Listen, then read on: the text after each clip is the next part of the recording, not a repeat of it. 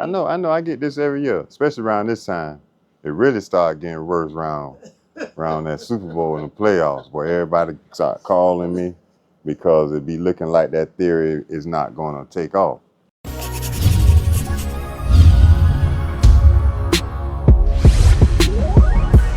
Welcome to the Foster's Barbershop podcast, where we talk sports, community, and real talk. The Foster's Four. The Foster's Four is four things that I studied about Super Bowl winning quarterbacks and championship basketball players, stars of the team.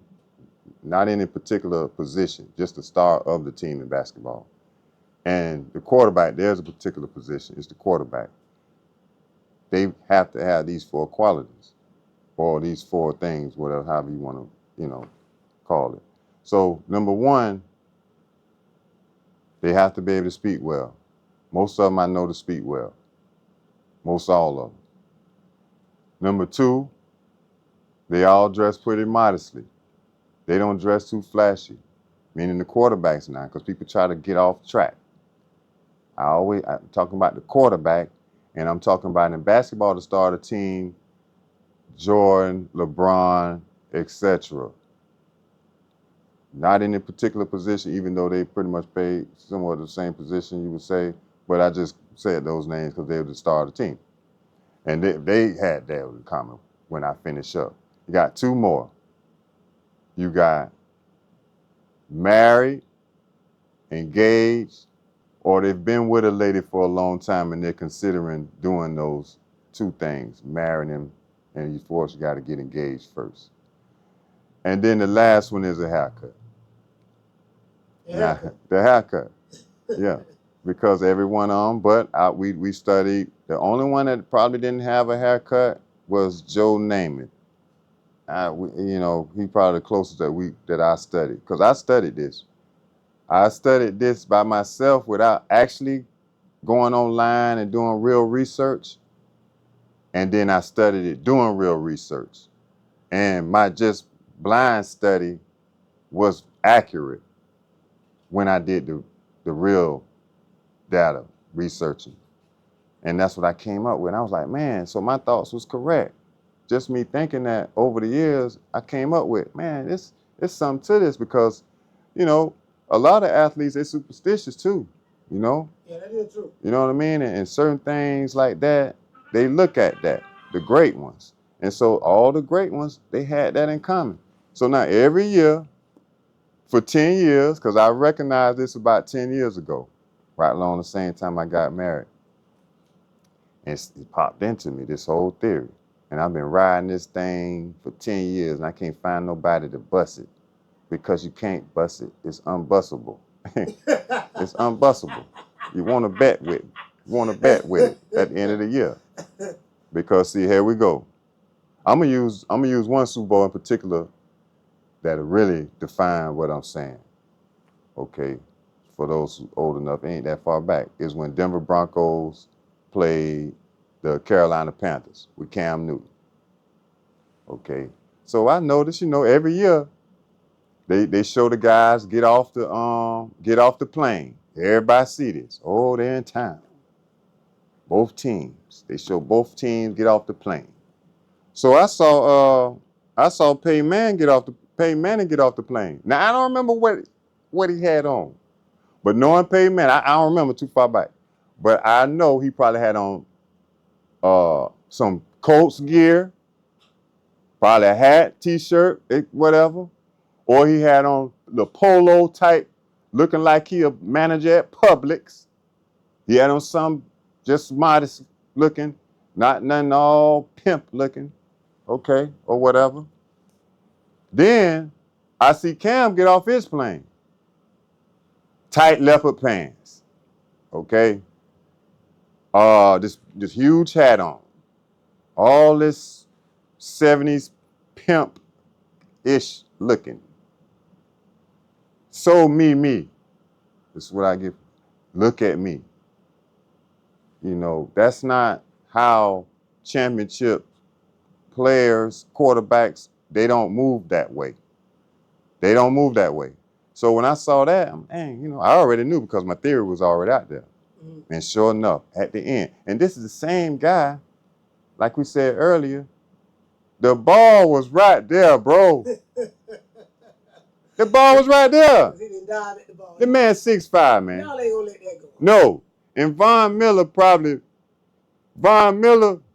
I ain't even gonna joke. Von Miller probably 6 feet 1-ish, maybe. And size, height ain't nothing to do with it, But bro, you 6'5", quarterback, and this is Super Bowl. This is not a regular season game. This ain't no third game of the season. This ain't no, we clinched already, so I don't really need to do that. This is the last game of the year, the top game of the year. This is what everybody dreamed to play. And you don't jump on the ball, man. You know what I'm saying? So that's a big knock on Cam, real football fans who watch, including myself. I always think about that with him. How he didn't jump on that ball. But that just go back to, again, that's the dark cloud that's over you because you ain't got the 4. See, you don't have a cloud when you have the 4. Yeah. Because you don't have that. And this, to me, it's putting you on that stage, those two on stage, that guy that's got all the 4 versus the one that don't. Every year. And the one that got the 4, when he goes up against him, he always wins. Because the one that don't have it, listen, you're a young brother, quarterback, young man, whatever, you handsome, you got a lot of money. Bro, it's going to be hard for you to turn down all the things that come at somebody like that when you're not married and stuff like that. Even the married ones, it's hard for them. So, man, you just single. All your buddies have access to you because you're single. Yeah. When you're married, they don't have that same access.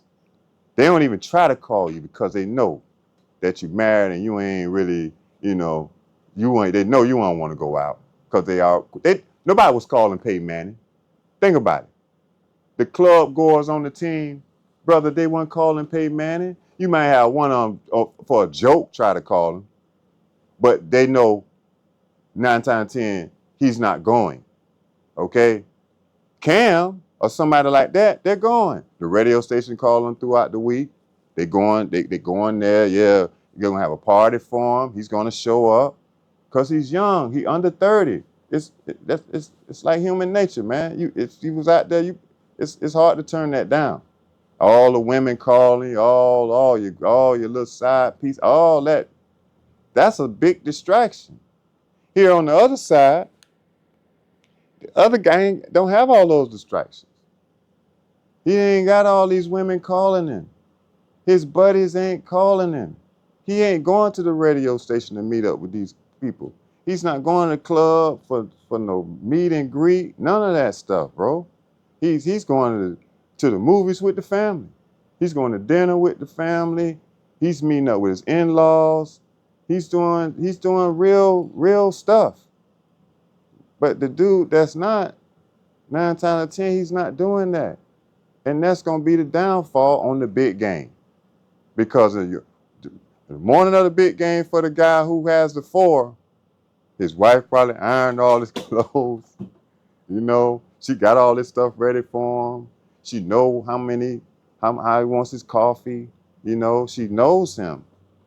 He has a section. He knows where everybody is. They have a section at the game. Well, the other guy, man, he got women all over the stadium. He don't know which way is up. That confuses him. Meanwhile, the other guy's not. He don't have all those situations going on. And both of them athletically are great. Both of the teams are great. But when you put that, and what puts one over the other, it will be simple things like that. Thank you guys for watching the Foster Barbershop podcast. Make sure you like, share, and subscribe. Tune in to the next episode. Peace and love.